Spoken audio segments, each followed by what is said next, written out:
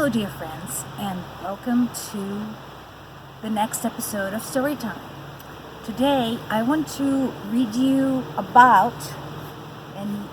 story by one of my favorite writers, period. I started reading his work growing up when I was maybe 6 or 7 years old, and I read it still. I've read a lot of his work. I have translated a lot of his work, including this piece. So I want you to know a little bit more about him. His name is Alexander Grin, and that is not his real name. That is his pen name. His real name is Alexander Grinevsky. He was a dreamer since early childhood and was very much driven by his love of travel and adventure. And that drive for adventure and romantic stories drove him pretty much all of his life. He tried to run away from home and become a sailor, and poured his wanderlust into his fascinated and richly detailed books. He was very much a nomad. Do you know what a nomad is? It's an old word, an old-fashioned word. A nomad is somebody who doesn't live in one place, somebody who just picks up and travels from one spot to another. There were entire people who used to be nomads, and there still are some, but not as many. In the ancient world, it was very common to be a nomad. So Alexander Grin was kind of a nomad at heart. Grin tried many professions and lived in many places. Army service during World War I brought him into politics. Seeing the war for what it was, an unwinnable conflict run by ambitious governments and resulting in tremendous loss of life among people who had no say in the events, Grin began participating in anti-war and anti-government propaganda, for which he was arrested, imprisoned, and exiled several times. Ever the adventurer, Grin managed to turn one of his arrests to his advantage by getting his guards drunk on cheap vodka, escaping, getting a fake passport, and traveling all the way back to Moscow, just long enough to publish a political essay and get into trouble again. After a period of political prose, Grin's focus shifted as he searched for his own style. There were a lot of political writers and journalists at the time, and so it's no wonder he started looking for something of his own, something truly unique to add to literature. His first romantic pieces appeared in print in 1909, setting the stage for a vast body of work and outlining the boundaries of the imaginary country where new stories would take place, Grinlandia. While growing as a romantic writer, Grin did not abandon his political activities and continued to have run-ins with the law. Fleeing persecution, Grin traveled to Finland in 1917, but returned after the revolution in February of 1917, when the Russian monarchy was replaced by what was then received as a more democratic and progressive government. Grin's hopes for a better future were in vain, as neither the February Revolution nor the Socialist October Revolution resulted in much improvement for the country. He struggled on through the difficult post-revolutionary years and the civil war that followed. These years of hunger, sickness, and war yielded an unexpected treasure, Grin's first and most famous novella, The Scarlet Sails, which was published in 1923. And that was the first book of Grin's that I have read. And it truly is very well known. If you haven't read it, find it and read it. It's been translated many times into many languages all over the world, so definitely worth your time. It is a beautiful, beautiful fantasy. It is said that the character of Asol, the female character, the main female character in the book, was inspired by Grin's wife, Nina. Grin continued to work steadily from 1924 through 1931, publishing short stories and novels, including The Glittering World, The Golden Chain, and The Wave Runner. As his illness progressed, he moved to Crimea in hopes of improving his health and winning a few more years of writing. Sadly, even the magical tropical air did not have the power to help him. Alexander Grin died on July 8, 1932, in the town of Old Crimea and was buried at the city cemetery. Sculptor Tatyana Gagarina created his tombstone.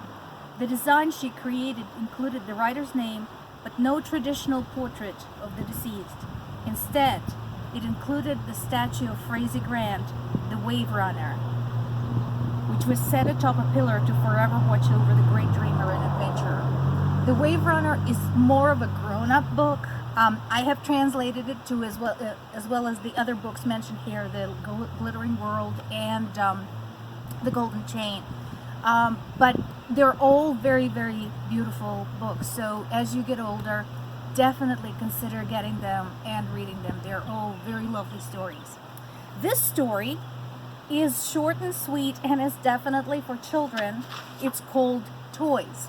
But I think the interesting part about it is that it also shows Grin's dream about the resolution of all wars. Having seen so much war, so much unrest, so much upheaval, multiple revolutions and changes in government, I think this is his wish in story form as to how wars should really end.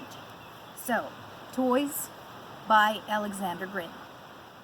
Once upon a time, in one of the French border towns occupied by the Germans, there lived a man named Alvage, a man of dark past, not in the bad sense of the word, but in the sense that no one knew anything about him. Alvage was a tired man. He was deathly sick of reality. He lived in great seclusion and privacy. His sole happiness comprised the toys, with which Alvage replaced his complex and difficult reality. He had splendid cardboard farms with miniature cows and wells, entire cities, forts, pea cannons, wooden soldiers, horsemen, sailboats, and steamships. Alvage frequently arranged battles between two toy armies, arranging them on two card tables at opposite ends of the room and firing soaked peas from the cannons. Alvage had a partner in this harmless occupation, a deaf-mute fellow named Simonia.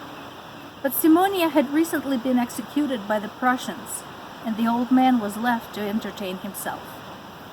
As we mentioned earlier, the Prussians occupied the town. On the 5th day of the occupation, their Captain Pipensen went to the town hall to oversee the execution of 30 Frenchmen taken hostage. Pipensen's path took him near Alvage's house. Pipensen was very surprised to see a light in one of the front windows, despite the curfew. So he climbed over the fence, crept to the window, and peeked in. He saw an astonishing scene. A frail old man in a nightcap and robe was loading an inch-tall cannon, saying, "I shall destroy you all, just you wait." A pea flew out, crackling, and overturned several soldiers made of birch, who fell as they stood at attention. Pipensen crawled in through the window, his saber rattling. Alvage was not afraid and waited for what would happen next. "What are you doing?" Pipensen asked. "Are you too old for this?" "As you wish," Alvage objected.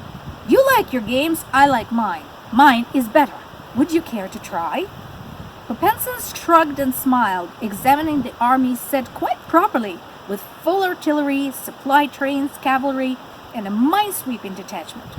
The toys were made by Alvage himself. Very well, Pipensen said indulgently, twirling a small cannon in his fingers. "How does it work? Is this right?" Such was the great attraction of novelty and originality. An hour passed, then another. The two men sat in the room, an absorbed, sweaty Pipensen and a triumphant Alvage. As the more experienced player, he constantly defeated Pipensen's army before the latter managed to knock over a dozen or two of Alvage's soldiers. Peas bounced all over the tables and floor. Finally, Pipensen remembered he had things to do and left Alvage and his fascinating armies with much regret. But he was late. The execution of the hostages had been cancelled half an hour earlier, for the French troops from a nearby town threatened to execute German hostages. Had he not been late, all would have been over for those 30 men, for the repeal of the execution would not have arrived in time. All people with warlike tendencies should acquire some of old Delvage's excellent toys. So such is the story of Toys by Alexander Grin. As always, I hope you enjoyed it. Thank you for watching. Thank you for listening. Let me know what other stories you would like to hear, and I'm hoping to see you again soon.